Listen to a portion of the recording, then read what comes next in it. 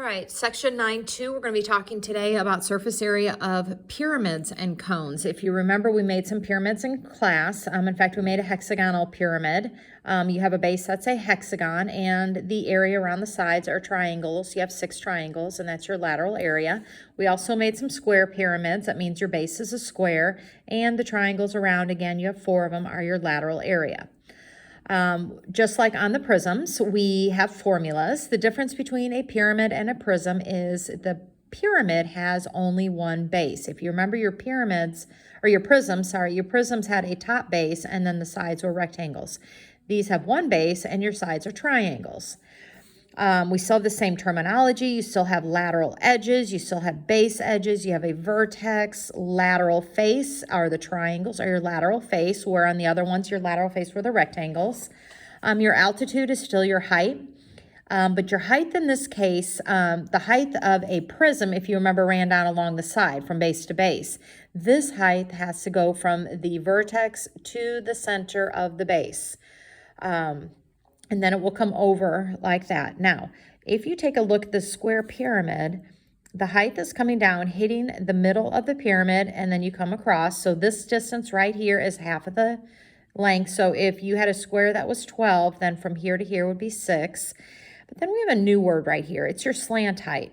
Your slant height comes up the middle of the face here at a slant, and it is represented with this little cursive lowercase l.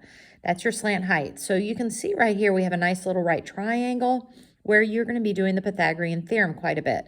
And then you have a second right triangle. If you look, you come down on your slant height.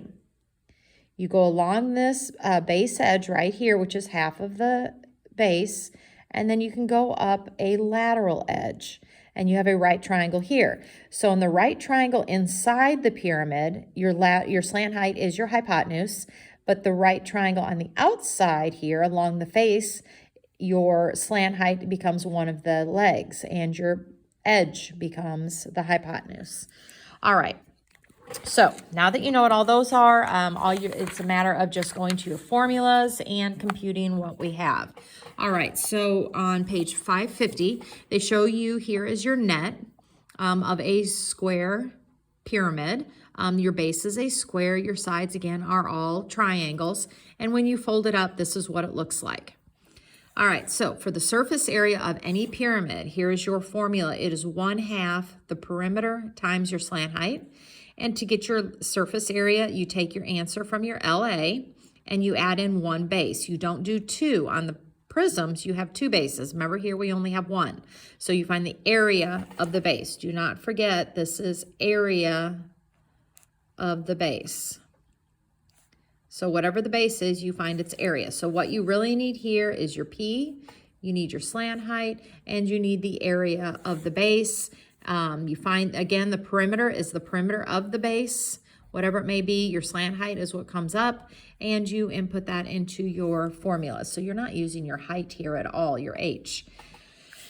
All right, so we have square pyramid with the base edge of 5. So I'm going to go ahead and draw my base. It's a square pyramid, so I know my base is a square. So this is the bottom of it, and it has a slant height of 3. So what is the perimeter of the base? Well, 5, 5, 5, 5 is going to be 20, or 20 times, or 5 times 4.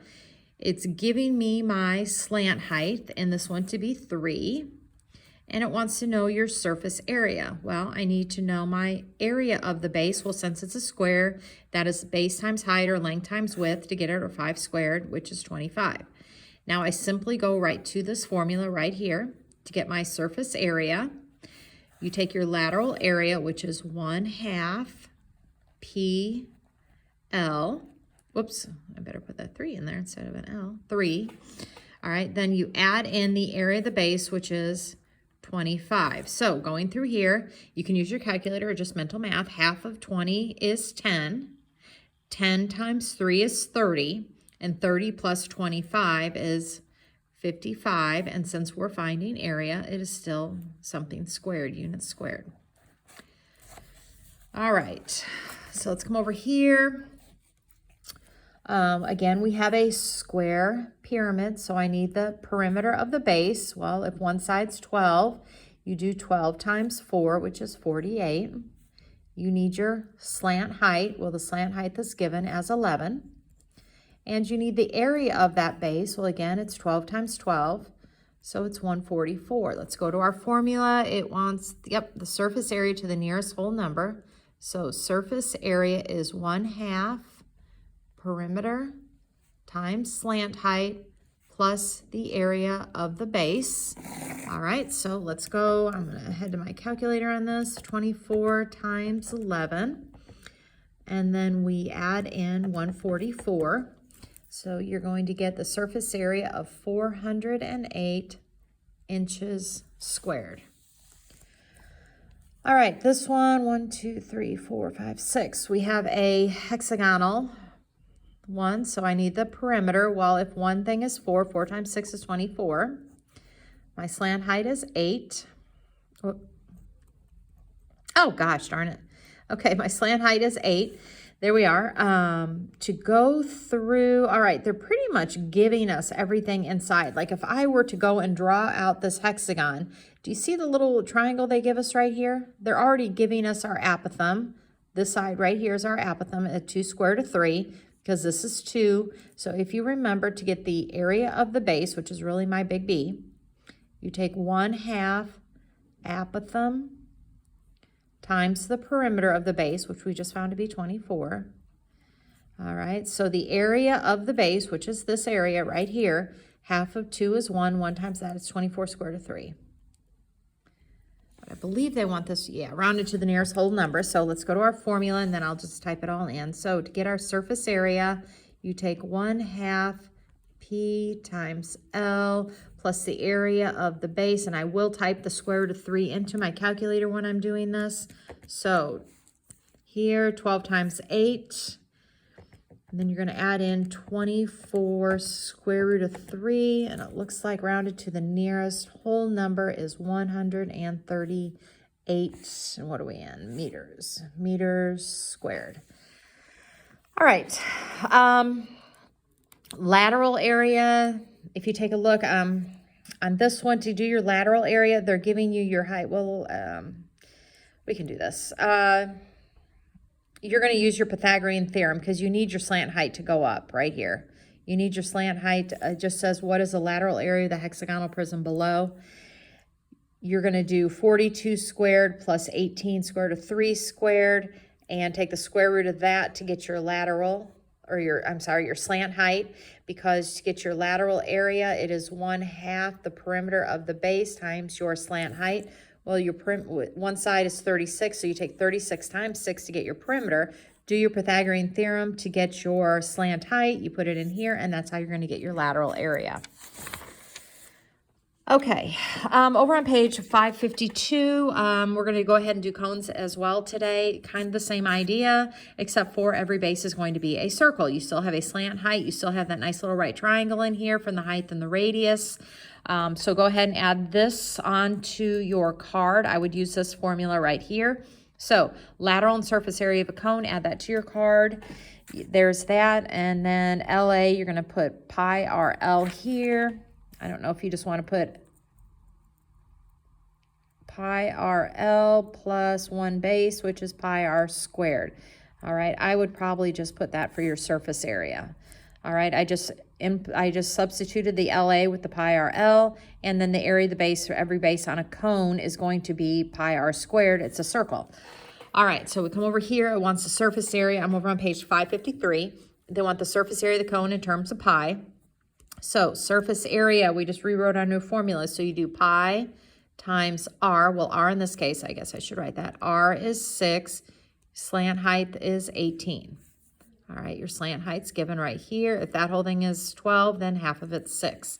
So pi R L plus pi R squared. All right, so since it wants it in terms of pi, I'm just going to go to my calculator. I'm going to take 6 times 18 plus 6 squared. All right, so 6 times 18 plus 6 squared, which is 36. I get 144. So the answer is 144 pi centimeters squared. Okay. If you want to show your steps more, then you're going to do, this is 108 pi, this is 36 pi, and since they both have pi's, you can add them together. All right, here your R is 3, your slant height is 8. You go to your formula, you plug it in just like we did. All right, okay, let's go over to page 554, and here they just want the lateral area of the cone to the nearest whole number. So your lateral formula is pi RL. All right, so we need our R, which is 2. All right, so 2 right here. And it looks like we need this because they're giving us our height. So we're going to go to our Pythagorean theorem, and we know that 4.5 squared plus 2 squared is going to equal our thing squared. All right, so what I'm going to do to get rid of a square, I square root. So I'm going to hit my square root button in my calculator, and I'm going to type in 4.5 squared plus 2 squared. All right, so I need the square root of 5.4, gosh, I'm saying it wrong, but doing it right, okay.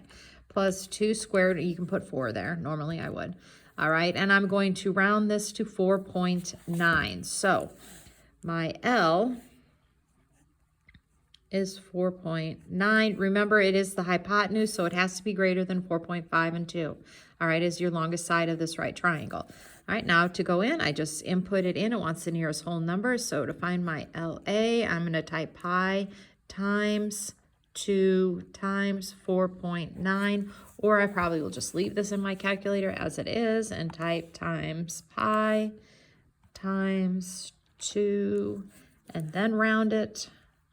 So nearest whole is 31. So 31 meters squared. All right, same thing here. You're going to have to do your Pythagorean theorem. You're going to get your slant height to be 5 if you do your Pythagorean theorem. So your radius is given as 3. Your slant height is 5. You go and you plug it into the formula. All right, again, on your IXL, they might give you your LA, and you just put in what you are missing over here as a variable. So maybe you're missing your radius, so you'll put an R here. And then you just divide things over to solve for what you do not know. All right, let me know if you have any questions.